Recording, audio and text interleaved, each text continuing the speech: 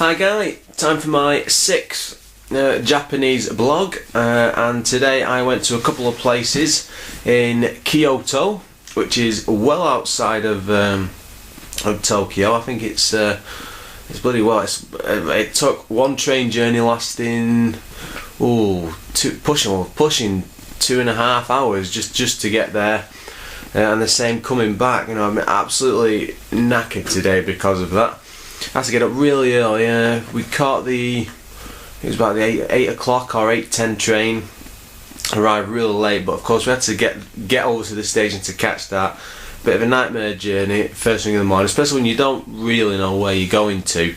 So a bit of a mad dash to find out the right stations, get the tickets sorted, so on and so forth. Luckily it was the first time I used the JR Rail Pass. I'll tell you this now, if you're ever travelling to Japan, you have to get one of these. I mean, it saves an absolute fortune.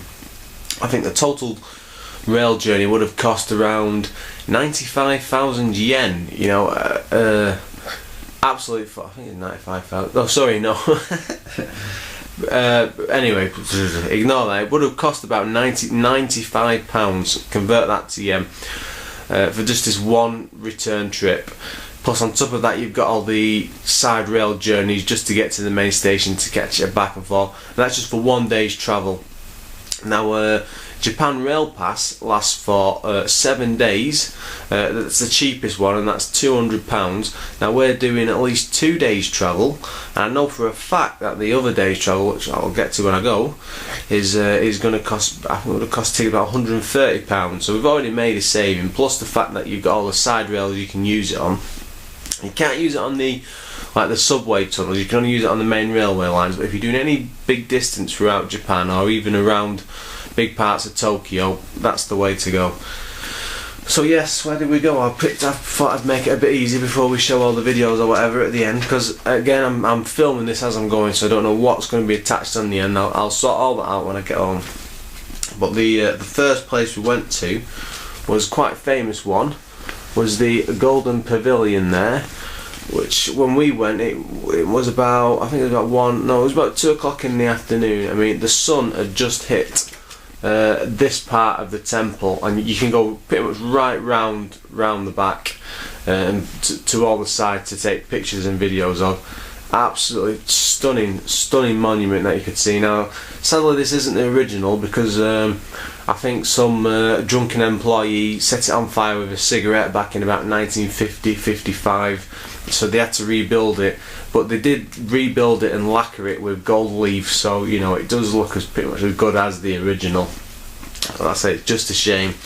Brilliant building. I mean, a lot of the buildings in Japan are like that. You know, they've been burnt down or some sort of major damage happened years and years ago. But at the end of the day, a lot of them are made out of wood. So I mean, you can't expect them to last 7, 8, 9 centuries. You know, accidents do happen, or you know, rot is going to set in eventually. So it is going to happen.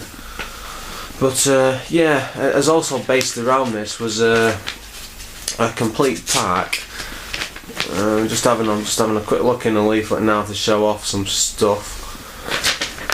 It's weird the way that you probably can't see all that, but the way the park is set out, you actually go to the Golden Temple first, which is pretty much it's obvious it's the main attraction of the park. So you would think they would feed you in through the top, through just like the garden and stuff, and then lead you up to that. But no, they show you straight in at the deep end and say this is the Golden Pavilion. There you go, and it's just a bit of a downer going around the rest.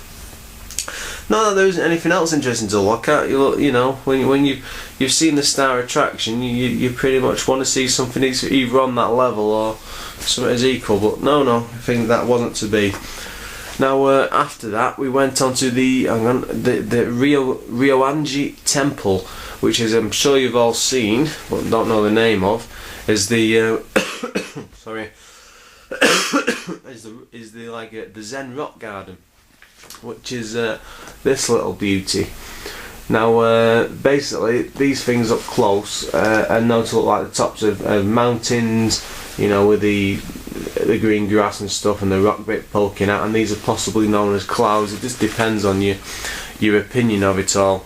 Now sadly when we went, it was because we had to walk down from the Golden Pavilion, and it took probably a good half hour. We just didn't realise at the time because the maps for Japan are just rubbish.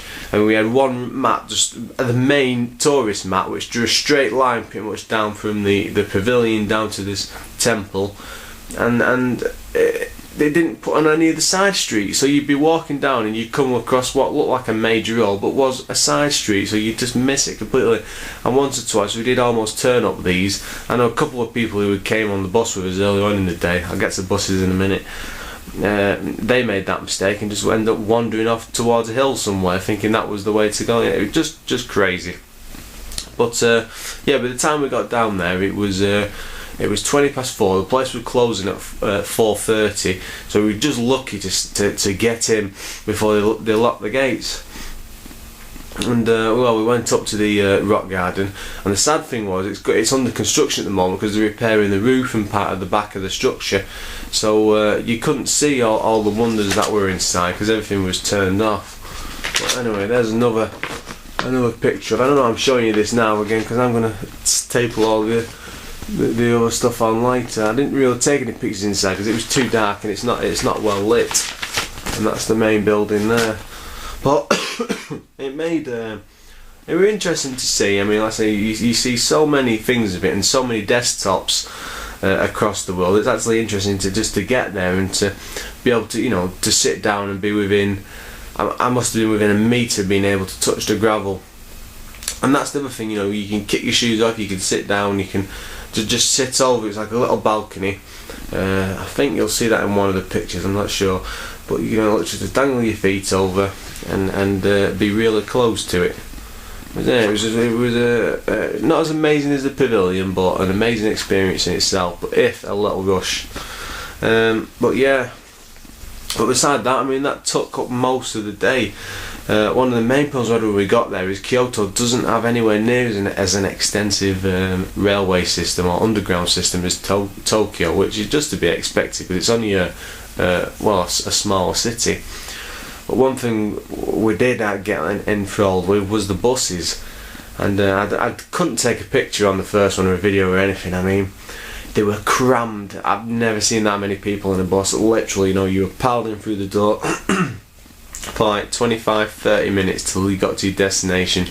God knows how people were getting on and off. Sorry, my throat's still a bit gammy, but it's clearing up. And one point when we came down from the oh sorry, I've missed off a complete shrine and temple.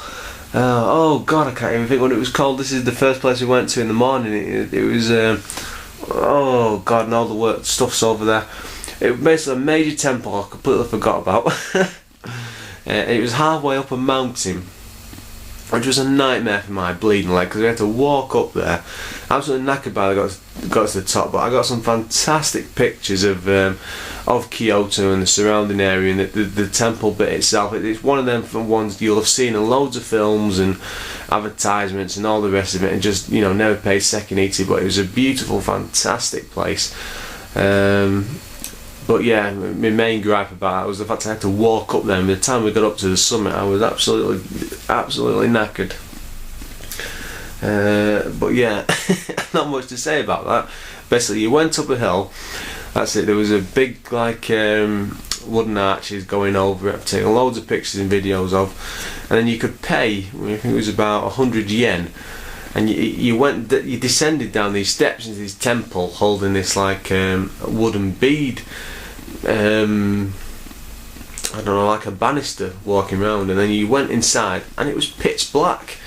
Absolutely nothing inside except the person in front of you and the person behind you, and you just had to follow this bead banister all the way around, and then it went on for ages, and then eventually you would come to this like single light in this, I think it was like a little dark room again, no light except for this one until you see after ages, and a big round stone with a Japanese symbol on it. You would like have to touch that and give a prayer or a wish or whatever, and then work your way back out, but keep on going, and then you would eventually come out into daylight, and that was supposed to represent you have to do this without your shoes on as well, going into darkness, being reborn, and then birth again as you came out of the other side, which was an interesting experience. Not something I would have done quite so well if I'd have known, because again I was stumbling around on my dodgy leg, and when you're not knowing where you're going, terrified that you're going to crop your foot and end up falling and sprawling all over the show, and you will have no cameras in there or lights whatsoever. But yeah, it was a rather unique experience.